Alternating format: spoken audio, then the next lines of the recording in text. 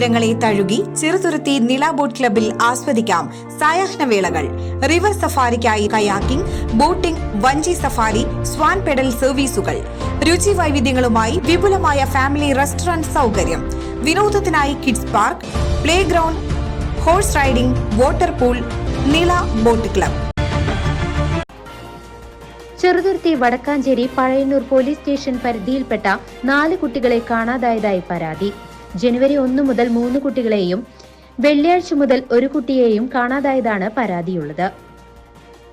തോന്നൂർക്കര കുണ്ടുകാട്ടിൽ വീട്ടിൽ 14 വയസ്സുള്ള മുഹമ്മദ് അൻസിൽ, ആറ്റൂർ സ്വദേശിയായ ഇടക്കാട്ടിൽ വീട്ടിൽ 14 വയസ്സുള്ള ഫർഹാൻ, ആറ്റൂർ സ്വദേശിയായ അജ്മൽ എന്നീ 3 കുട്ടികളെ ജനുവരി 1 മുതലാണ് കാണാതായത്.